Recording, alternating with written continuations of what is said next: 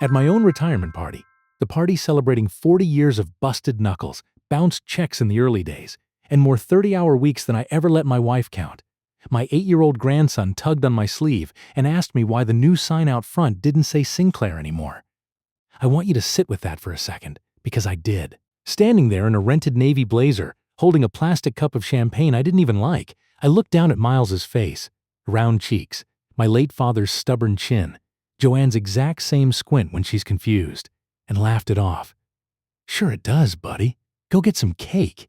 Before he could pull me anywhere, a hand landed on my shoulder. Pete Sawyer, who ran the electrical subcontracting outfit that had wired half our jobs for 20 years, pumping my arm like he was trying to start an old engine. 40 years, Walter. 40 years. And you never once stiffed a subcontractor on a payment date?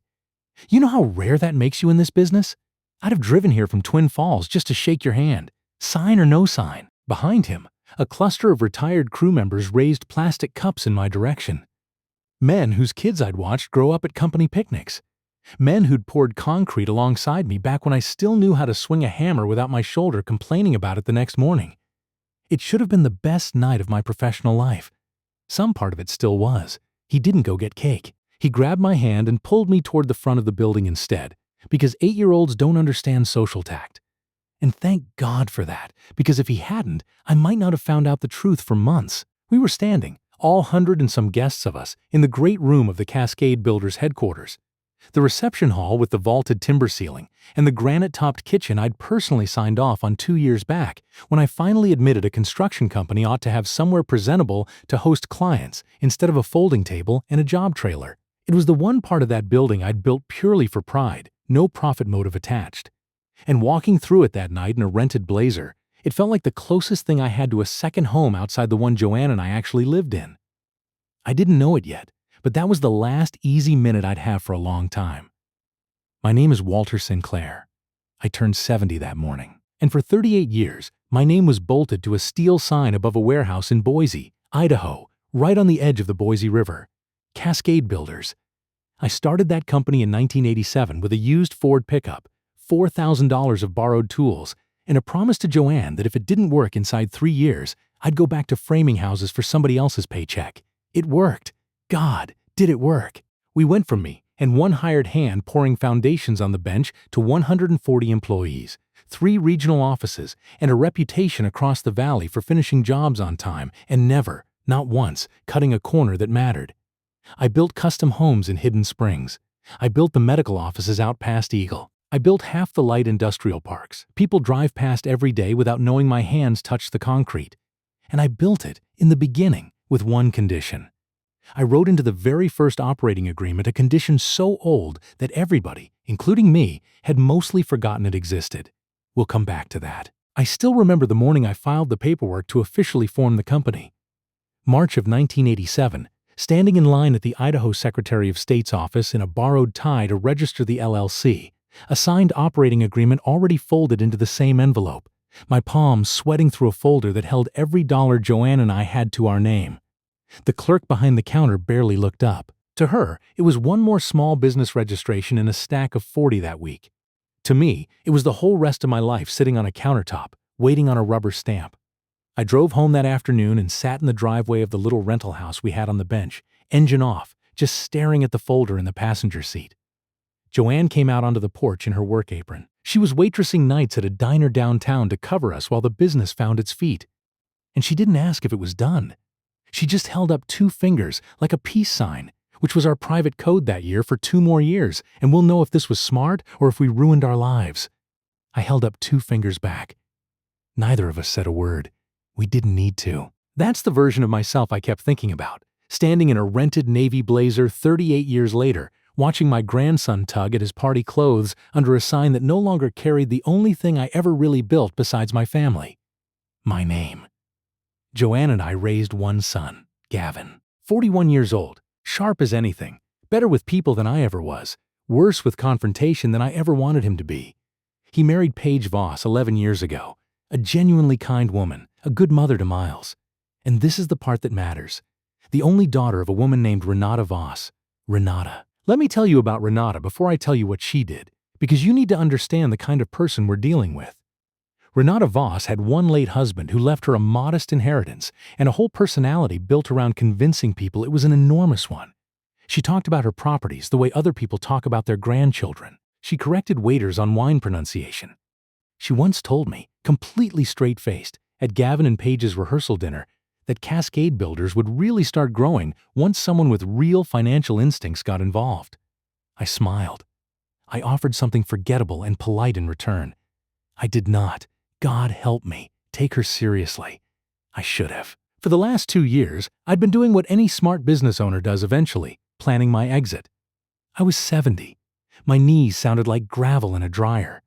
Joanne wanted a real retirement, the kind with a camper van and grandkids and zero blueprints. So Gavin and I worked with my oldest friend in the company's attorney, Douglas Ferris, a man I've trusted since we were both 26 years old and broke together, to build a clean transition. Gavin would take over as president. I'd stay on as chairman for a year to advise, then step back completely. Simple, fair. The plan I'd been building towards since Gavin was in diapers. There was only one hiccup. Back in January, on a stretch of ice outside our office that nobody had bothered to salt, I went down hard. Broken wrist, a concussion that kept me in Foothills Regional Hospital for 2 nights under observation. Joanne barely left my side. Gavin came every day. And Renata. Renata, who I'd never once invited to be part of any business matter, installed herself in that hospital room like she'd been hired for it. "Let me help," she kept saying, patting stacks of paperwork Douglas had brought by for signatures. "You just rest, Walter. Gavin and I will handle the details. Gavin and I." I heard those 3 words and didn't think twice about them. That's the part that still keeps me up some nights. I signed what was put in front of me, half drugged on pain medication, trusting the 2 people in that room the way you trust your own hand to be attached to your own arm. 3 months later, I was standing under a new sign that didn't have my name on it, holding my grandson's hand, watching my son avoid my eyes from across a parking lot full of catering trucks. "Gavin." I walked straight up to him. Joanne was 2 steps behind me, her face already tight with the same question forming in her mind. What happened to the sign? His jaw worked side to side the way it's done since he was 12 years old and lying about a broken window. "It's just a rebrand, Dad. Corporate refresh. The design team thought." "The design team?" I let that sit in the air a moment. "We don't have a design team, Gavin. We have Donna in accounting and a guy named Owen who does our invoices in Excel." "Fine. It's not something I want to get into tonight, okay? Can we just table it? Table it?" I felt my voice climbing and pulled it back down deliberately. "Gavin, I built that sign with my own 2 hands the same week you were born. What exactly is there to table? Dad, please." His eyes flicked toward the crowd behind me, checking who was listening. "It's a legal formality. It doesn't change anything about how we run things. Can we get through tonight? It's not a big deal." Paige appeared out of nowhere, sliding a hand onto Gavin's arm, her smile stretched thin as plastic wrap. "Walter, come on, it's your party. Let's not do this today. Let's not do this today." I want you to remember that phrase, because by the end of this story, you'll understand exactly how much weight it was carrying. Paige steered Gavin off toward the caterers before I could push further. And I stood there a moment in the middle of my own retirement party, feeling exactly like a stranger at somebody else's celebration. That's when I heard Renata's voice drift out from my old private office just off the main hallway, the one I hadn't fully cleared out yet.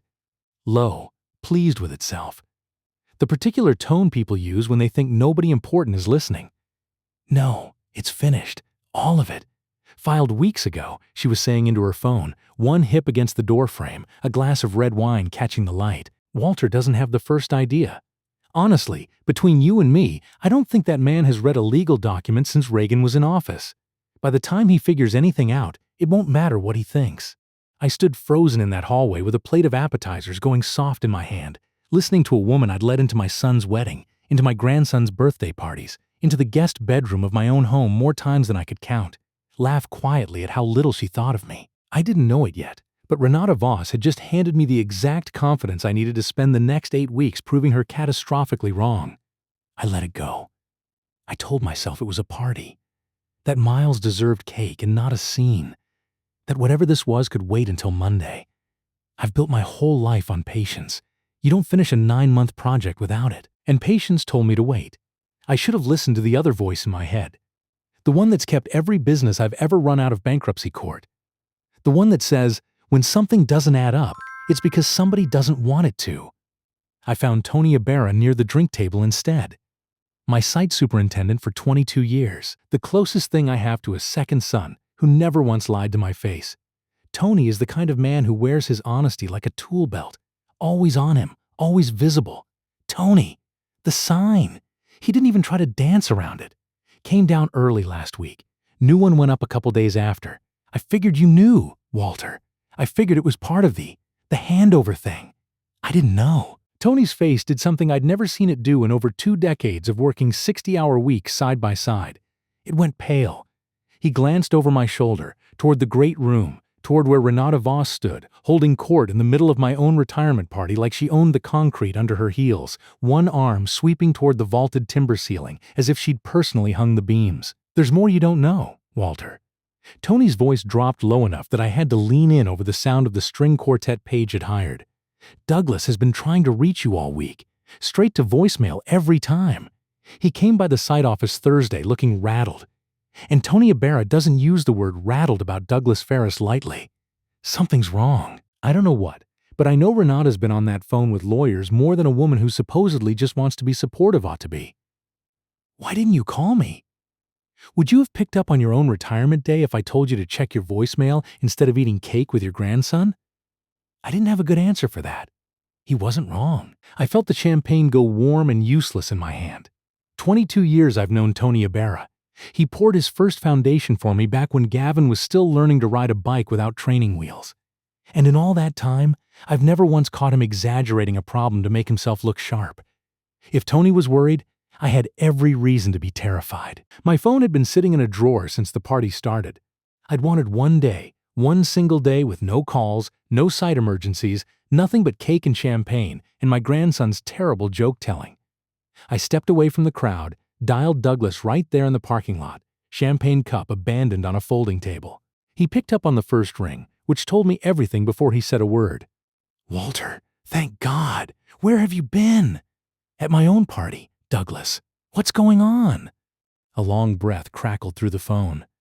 Have you looked at the new business filings with the Secretary of State this month? Or the amended operating agreement Renata's attorney sent over in March? I haven't looked at anything, Douglas. I've been eating cake, Walter. His voice dropped into the register he uses for closings that are about to go badly. I need you to come to my office first thing Monday morning. Bring Joanne. Don't sign anything else. Don't agree to anything else. And for God's sake, don't say anything to Gavin or Renata until we've talked. I stood in that parking lot for a long moment after he hung up, watching through the window as Renata Voss threw her head back and laughed at something, one manicured hand resting on the granite counter of a kitchen I'd personally approved the blueprints for. I didn't know it yet, but that phone call was the last quiet moment I'd have for the next 8 weeks. I walked back inside. I ate a piece of my own retirement cake standing next to my wife, who could tell something was wrong, the way she can always tell, 22 seconds before I say a word. Joanne's eyes found mine over the cake table. That particular look of hers, which isn't really a question at all, just a fact she's waiting on me to confirm. What is it? I don't know yet. I kept my voice easy, my fork moving through frosting I couldn't taste anymore. But I intend to find out before I sleep tonight. She didn't push. 45 years of marriage teaches a woman when pushing helps and when it just adds weight to a load already too heavy to carry steady. She reached over instead and squeezed my forearm once, hard, the way she's done since we were 25 years old and scared about something far smaller than this. Her voice was barely above the string quartet. Whatever it is, we've survived worse with less. I wanted to believe her. That night, I mostly did. Miles found me again before we left, tugging on my sleeve with the same stubborn insistence. Grandpa, is the new sign because you're not the boss anymore? Out of the mouths of babes. I crouched down to his level, my bad knees screaming about it the whole way. I'm always going to be somebody's boss, kiddo. Even when I'm not anybody's president. He didn't understand what I meant. Neither, at that point, did I. Not really. But I understood one thing with total clarity as Joanne and I drove home that night past the dark shape of the warehouse where I'd spent 40 years of my life. Whatever Renata Voss had done while I was lying in a hospital bed trusting my own family, I was going to find out exactly what it was, and I was going to make sure she regretted underestimating the man whose name used to be on that sign. Douglas Ferris's office sits on the third floor of a converted brick building downtown, 2 blocks from the courthouse, with the same cracked leather chairs he's had since Gavin was born. Joanne and I sat in those chairs on a Sunday morning, coffee going cold, while Douglas spread a stack of documents across his desk like a man dealing out a losing hand of cards. How bad! I didn't waste time on hello. 45 years of friendship earns you the right to skip it. Bad enough that I didn't sleep much either. Douglas pulled his glasses off, rubbed the bridge of his nose, put them back on. I want to walk you through it slowly, because you're going to want to be angry at the wrong person first, and I need you angry at the right one. Douglas tapped the first stack, his reading glasses pushed up into thinning gray hair.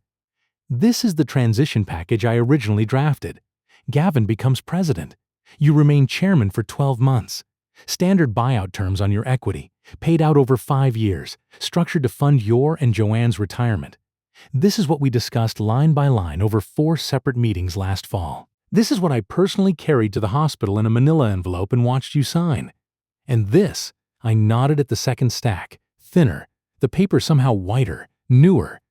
This is what Renata's team actually put in front of a notary 11 days later.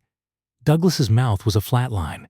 Schedule C, an amendment to Cascade's own operating agreement, reassigning membership interest to a brand new entity, Voss Legacy Group, LLC, which her attorney registered with the Idaho Secretary of State that same week. The new LLC's existence is public record. The amendment reassigning your company's ownership into it is not. It's a private document, and it needed unanimous written consent from every member to be valid. That's the part they got by fraud instead of by asking. The name landed like a dropped beam. Voss. Joanne's face had already answered before her mouth caught up to it. Renata. 51% membership held by Renata Voss, 49% Gavin. Douglas slid the page toward me. Walter, you and Joanne aren't on this document at all. Not as members, not as beneficiaries. Your original profit-sharing retirement clause. Gone. Replaced with a one-time buyout at a valuation that's frankly insulting. I stared at the notary stamp at the bottom of the page, dated the day after my concussion. A notary I'd never heard of, working out of an office 30 miles outside Boise. I signed a stack of papers in that hospital room. Douglas, I trusted you put the right ones in front of me. I did. His voice cracked just slightly. The first time in 45 years of friendship I've heard it do that. I put the right ones in front of you. Somebody swapped a page after you signed and before the courier picked it up. Renata was in and out of that room for 2 days straight. Walter, she had access, she had motive, and she had a notary willing to backdate a signature for the right amount of money, which, by the way, we can prove because he's already been disbarred once for exactly this. I didn't know it yet, but Renata Voss had just made the one mistake that would end her entire scheme. She assumed a man who built a 140-employee construction company from a used pickup truck wouldn't know how to read a document. Sitting in Douglas's office, I found myself back in that hospital room without meaning to go there. The steady beep of a monitor. Joanne dozing upright in the vinyl recliner by the window, exhausted from 2 straight nights of refusing to go home. Gavin pacing by the door on a phone call about a supplier issue at the Eagle Project. Don't strain yourself reading all of it. Renata had perched herself on the edge of my bed like she'd been assigned there, gently steering a pen into my hand every time Douglas's assistant dropped off another envelope. Gavin and I have already been through everything with Douglas's office. It's routine. You just sign where the tabs are and rest. Feels like a lot of pages for routine. I remember mumbling, the medication making my own voice sound far away. That's just lawyers being lawyers, Walter. You know how they love their paper. She'd laughed, light and easy, and pressed the pen a little further into my fingers. Gavin trusts me on this, don't you, sweetheart? From the doorway, phone still against his ear, Gavin had given a distracted thumbs up without even turning around. It wasn't sweet. It was surgical. She was wrong to underestimate me. But it took me 4 more days sitting with that memory, turning it over from every angle, before I could stand across a diner table from my own son and prove it. I met Gavin at Miner's Diner, the little breakfast place downtown where I used to take him every Sunday morning before Little League when he was 7 years old. Different booth, same cracked red vinyl, same smell of bacon grease and burnt coffee that hadn't changed in 34 years. I ordered his usual before he even sat down. Out of 40 years of habit, I couldn't seem to switch off even now. 2 eggs over easy, wheat toast, a side of hash browns he never finishes. He slid into the booth across from me, looking like a man who'd aged 5 years in 5 days. Dark circles, a shirt that needed ironing. The waitress, a heavy-set woman named Rosa who's worked that counter since before Gavin could walk, dropped 2 coffees without a word and read the room well enough to disappear fast. Dad. He looked like he hadn't slept. Good. Whatever this is, did you know? I set the amended Schedule C on the table between us, face up. Before you signed this, did you know what it did to your mother and me? His eyes dropped to the paper and stayed there a beat too long. The beat of a man reading something he's already memorized. I signed what the lawyers put in front of me. Nobody reads every page, Dad. You taught me that yourself. You trust the people you love to have your back. I did teach you that. My hands were flat on the table, steady because I needed them steady. So tell me something, Gavin. If you never read it, how do you know it's Schedule C we're talking about? I never told you the page number. Silence. Real silence. The kind that has weight to it. The kind you can feel pressing on your sternum. His face crumpled the way it did when he was 9 and got caught letting the air out of a neighbor's tires. His voice dropped to almost nothing. She told Paige she'd make sure Paige saw exactly who she'd married. Some story she'd twist about money I supposedly hid from Paige before the wedding. None of it true. But Dad, you know how she is. She'll say anything and make it sound like scripture. She made it clear that if that marriage ended over it, I'd be fighting for time with my own son on her terms, in her lawyer's courtroom, not mine. And the company needed capital fast. We were 4 months from a cash crunch on the Eagle project. And with you in the hospital, I didn't have signing authority to move on a bank line big enough to cover it. That needed your sign-off. And getting it through committee would have taken 6 weeks we didn't have. Renata offered to inject $200,000 from her husband's estate. No paperwork, no waiting. I panicked. I thought I was saving us both. You panicked into signing away my retirement and your mother's. I know. His voice broke fully now. And for one flickering second I saw my son again instead of the frightened stranger across the booth. I know, Dad. I've known since the day it filed, and I haven't slept right since. Does Paige know the real version?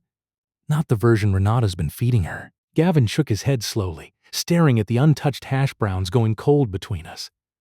Paige thinks it was a straightforward estate planning move her mother offered to help with.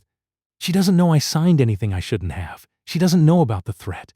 He finally looked up, and there was something almost pleading in it. Please don't take this out on her, Dad. Whatever you decide to do about the company, Paige is a good mother to Miles. She didn't do this. I'm not interested in punishing Paige. I pushed the folder back into my bag, my untouched eggs going cold beside his. I'm interested in getting back what's mine. And I'm interested in finding out exactly what kind of man my son decides to be once the lying stops being an option. I believed him. That's the strange thing about this whole ugly business. I believed every word, and it didn't change what I had to do next. Here's what Gavin didn't know. What Renata didn't know. What frankly even Douglas had half forgotten until I called him at 11 o'clock that same night, sitting at my own kitchen table with Joanne across from me and 38 years of company history spread out between us. In 1987, when I formed Cascade Builders, I was 32 years old, paranoid, and dead broke. I'd watched a friend of mine lose his own company to an investor who diluted him out of control inside 2 years. So when Douglas and I drew up my original operating agreement, I insisted on one clause nobody had ever bothered to touch since. Because nobody, not one accountant, not one attorney, not Renata's team of expensive lawyers in Boise, had thought to pull a 38-year-old founding contract instead of relying on the restated operating agreements from the 90s.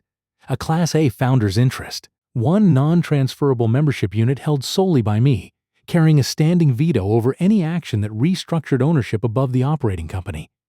Written to last for the lifetime of the founder, or until voluntarily surrendered in writing. Technically, it was a unit, not a share, but Joanne and I had called it the founder's share around our own kitchen table for so many years that the nickname stuck harder than the legal name ever did. I'd never surrendered it. I'd never even mentioned it in 30 years because it had simply never mattered. It mattered now. It's real, Douglas confirmed over the phone, papers rustling on his end as he dug through his own firm's archived files. It's still active, Walter.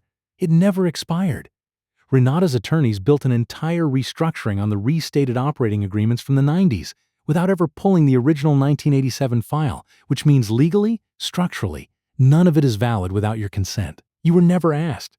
You never surrendered the interest. Voss Legacy Group's entire ownership claim can be voided. Joanne reached across the table and took my hand. So what do we do with it? I looked at the clock. 11:15 at night, 4 days before the next scheduled board meeting. The meeting where Renata intended to formally ratify herself as majority stakeholder in front of the full leadership team, cementing everything with a vote that would make it far harder to unwind. I looked at Joanne, then at the phone still warm against my ear. We let her walk into that boardroom thinking she's already won, and then we show her exactly what 40 years of reading contracts looks like. I didn't know it yet, but Renata Voss had one more card to play before that meeting, and it very nearly worked. Friday, May 2nd, 9 o'clock in the morning, conference room on the second floor of the Cascade Builders headquarters. The same room where I'd hired half the people now sitting around that table. Renata arrived 12 minutes early, wearing a cream-colored suit that probably cost more than my first pickup truck, carrying a leather folio like a queen carrying a scepter. Walter. She air-kissed near my cheek, a gesture I endured the way you endure a splinter is about to come out. So glad you decided to be part of this. Very mature of you.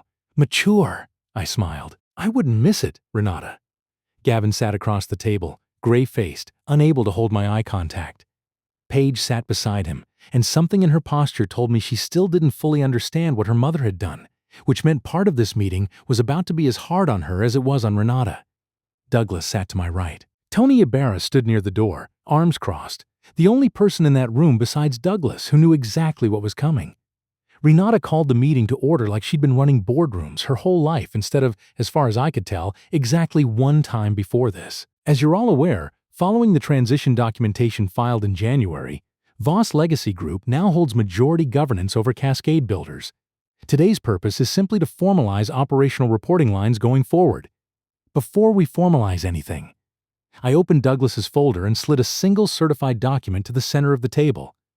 I'd like the room to take a look at this. Renata's smile didn't move, but something behind her eyes did. What is this? The original operating agreement for Cascade Builders, executed and notarized March 3, 1987. I let it sit there a moment before continuing. This copy has been in my own fireproof safe for 38 years. Douglas's firm has the matching archived original, untouched, in his files. Page 4, Section 7. Take your time. I watched her read it. I watched the exact moment she understood. A founder's interest provision doesn't apply here. This predates. It doesn't predate anything, Renata. It's still active. It never expired, and I never surrendered it. Not in January. Not ever. I kept my voice level, the same voice I've used to close every difficult contract negotiation of my career, because rage doesn't win boardrooms. Documentation wins boardrooms. Which means any restructuring above Cascade Builders requires my written consent.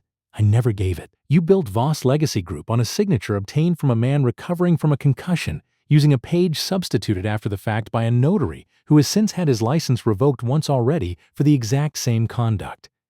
The room went silent in that particular way rooms go silent when everyone understands all at once that the balance of power just flipped over like a table. Renata's voice had lost every ounce of its polish. That's a serious accusation. It's a documented one. Douglas opened his own folder. We have the original hospital sign-in logs. We have the notary's disciplinary record from the state bar. We have a courier receipt showing a document swap window of 40 minutes on January 19th, during which Miss Voss was the only visitor logged into Walter's hospital room. I'd strongly encourage you not to make this a legal matter, because right now it's a business dispute. Push further and it becomes a fraud case. You wouldn't. Renata's eyes cut to Gavin, then back to me. Not to family. You made this a business matter the day you had a man's signature forged onto a filing while he was recovering from a concussion. Renata, I didn't do that. You did. Around that table, I watched 40 years of built trust do exactly what it was supposed to do in a crisis. Our operations director, a steady woman named Carla Whitfield, who's been with me since the 3rd year of the company, set her pen down flat on the table. A small gesture that in that room meant everything. Our controller looked physically ill. Tony Ibarra, still standing by the door, uncrossed his arms for the first time since the meeting began, like a man finally allowed to exhale. Carla's voice was steady, aimed at the whole table rather than at me. For the record, the operations team has continued reporting to Walter informally this entire time, regardless of what the paperwork said. Nobody down on the floor ever stopped believing whose company this actually was. Gavin hadn't spoken a single word since Renata opened the meeting. He spoke now, quiet but loud enough to land in every corner of that room. "She's right. I should have said something the day it was filed. I didn't, because I was scared, and I let that fear cost my own father something I had no right to let it cost him." He looked at Renata directly for the first time all morning. "This ends today. Whatever the paperwork says, I'm not signing another page of it." Paige's hand found his under the table. She didn't say anything. She didn't need to. The look on her face told her mother everything Renata needed to know about how this alliance had just ended. I want to tell you, Renata Voss broke down and apologized. She didn't. Women like her don't apologize. They recalculate. She gathered her folio, looked at Gavin with something close to disgust, as if he'd failed to protect an investment rather than betrayed his own father, and left that boardroom without another word. Inside 3 weeks, the fraudulent Schedule C was formally nullified for lack of the required unanimous consent. Full membership interest reverted to Walter and Joanne, and Voss Legacy Group LLC, its only real asset now gone, was voluntarily dissolved with the Idaho Secretary of State. Every dollar Renata had funneled in was returned per the operating agreement's dissolution clause. She kept precisely nothing but her wounded pride. And, knowing her, a new story about how she'd been cheated. I didn't know it yet, but the hardest conversation of this whole ordeal wasn't with Renata. It was still coming. Gavin didn't return to the president's office. He asked to step back from leadership entirely, voluntarily, before I ever had to raise the subject. For 6 weeks, we barely spoke beyond logistics. Miles's baseball games, a birthday card, nothing more. Paige, once she understood the full shape of what her mother had done, moved out of their house for 11 days and took Miles with her. And I won't pretend that didn't scare me more than the boardroom ever did. Joanne talked to Paige twice during those 11 days, woman to woman, nothing to do with lawyers or company shares. What Paige told her stuck with me. Renata had spent Paige's whole childhood teaching her that love and leverage were the same instrument, that you kept people close by making them need you. Paige had spent 11 years married to Gavin without ever fully seeing that her own mother was running the identical playbook on her husband. Seeing it clearly, finally, was what sent her packing a bag for 11 days. Not away from Gavin, as it turned out, but away from her mother's voice long enough to hear her own again. Paige told Joanne about the call she'd made to Renata the night the boardroom vote went public. Paige's hand had been shaking slightly around the phone, standing alone in her own kitchen. "You told me it was estate planning. You told me you were helping us, Mom." Renata hadn't missed a beat. "I was helping you. Somebody in this family needed to think about the long term instead of sentiment. You almost cost my husband his relationship with his father. You almost cost Miles his grandfather. That's not long-term thinking, Mom. That's just you deciding what you want and calling it love. You'll thank me eventually, Paige. You always do." Paige's voice had gone flat, final, a tone Joanne told me she'd never once heard from her in 11 years. "No, this time I really don't think I will." She hadn't taken one of her mother's calls since. True to the Sunday I'd promised him, Gavin and I sat down at my kitchen table 2 days later. No lawyers, no boardrooms, just 2 cups of coffee going cold between us, the same way they had at Miner's Diner. He told me everything, start to finish, in the order it happened, without softening a single piece of it, the way I'd asked. I didn't interrupt. I let him get to the end. His hands were wrapped around a coffee mug he wasn't drinking from. "I'm not asking you to make this easy. I know easy isn't something I've earned. I just need you to know I'm done being scared into decisions. Whatever it takes to be somebody you can actually trust with something again, I'll do it, Dad. However long that takes." "It'll take a while," I said, and I meant it as honestly as I've ever meant anything, longer than either of us wants. But I raised a man who could sit at this table and say what you just said without flinching, and that man's worth investing in again. Slowly. On my terms this time, not Renata's. He nodded, and for the first time in 8 weeks it looked like something real had settled between us instead of just something survived. Then came a Friday night in late June. A real Boise thunderstorm rolling down off the foothills, rain hammering the windows of the house Joanne and I have lived in for 30 years. Headlights swung into the driveway around 9 o'clock. Gavin's truck. He came up the porch steps soaked through, hair flattened to his forehead, and for a moment he just stood there in the rain like he wasn't sure he'd earned the right to knock. I'd been sitting in my armchair with a book I hadn't actually been reading, half watching the storm through the front window, half replaying the last 8 weeks in my head the way I do most nights now, whether I want to or not. When the headlights swung across the ceiling, Joanne's eyes met mine from across the room. both of us thinking the same thing without saying it. This is the conversation we've been waiting on since May. I opened the door before he had to decide. Dad? His voice was raw. I'm not here to ask for the company back. I know that's gone. And it should be.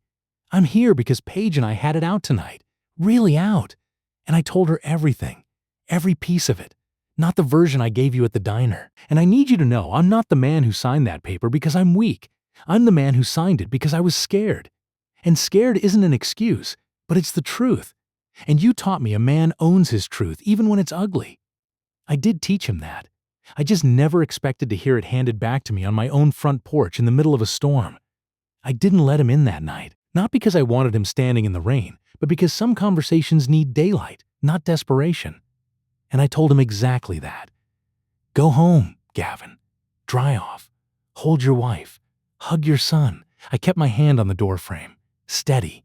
You and I are going to talk. Really talk. The two of us. No lawyers, no boardrooms.